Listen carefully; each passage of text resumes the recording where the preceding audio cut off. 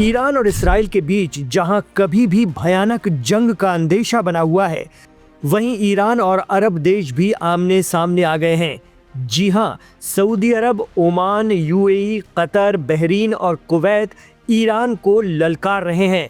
मामला फिर वही ज़मीन से जुड़ा हुआ है। दरअसल ज़मीन के 3 टुकड़ों को ये अरब देश अपना बता रहे हैं। ईरान उसे अपना अभिन्न अंग मानता है। गल्फ कोऑपरेशन काउंसिल यानी जीसीसी ने ईरान की सख्त आलोचना की है। कारण है, ईरान ने यूएई के कंट्रोल वाले 3 आइलैंड पर दावा कर दिया है। ये 3 द्वीप हैं ग्रेटर टनब, लेसर टनब और अबू मूसा आइलैंड। ईरान कहता है कि ये तीनों आइलैंड उसके हैं। ये 3 आइलैंड पर्शियन गल्फ या फारस की खाड़ी में मौजूद हैं और अरब सागर का हिस्सा हैं। साल 1971 में यूएई यानी संयुक्त अरब अमीरात के बनने से ठीक पहले ईरान ने इन आइलैंड पर कंट्रोल हासिल कर लिया था।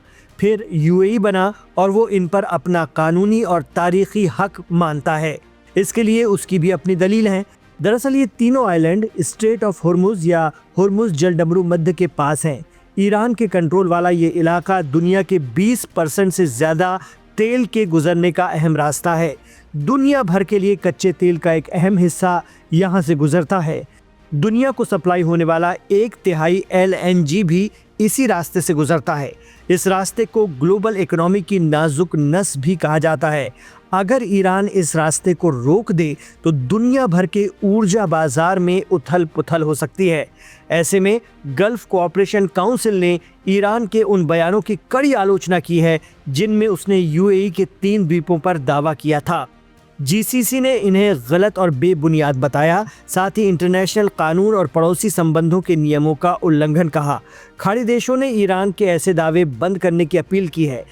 इतना ही नहीं, ईरान ने तो सऊदी अरब और कुवैत के joint venture Durra offshore oil field पर भी अपना हक जताया है।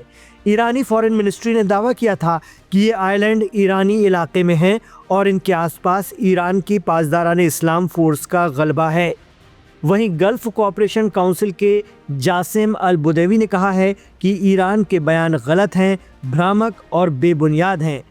उन्होंने कहा कि ऐसे बयान इंटरनेशनल कानून के खिलाफ हैं, ख़ास तौर पर वो नियम जिनमें किसी भी देश के आंतरिक मामलों में दखल न देने और पड़ोसियों के साथ अच्छे रिश्ते रखने की बातें कही गई हैं।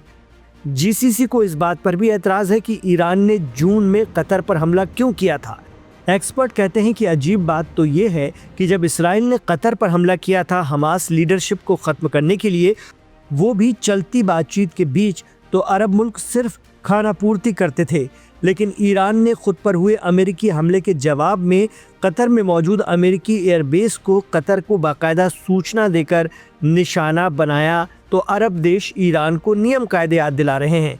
जानकार कहते हैं कि अरब मुल्क कभी भी इसराइल और अमेरिका को नियम कानून याद दिलाने की हिम्मत नहीं कर पाते। बहरहाल जीसीसी से जुड़े सऊदी अरब, ओमान, यूएई, कतर, बहरीन और कुवैत ने एक मीटिंग की है जिसके बाद ईरान को धमकाया है कि वो इन 3 आइलैंड पर अपना हक छोड़ दे। ये यूएई के हैं, लेकिन ईरान इन्हें रणनीतिक नज़रिए से भी अपने लिए अहम मानता है और वो इनको लेकर बज़िद है।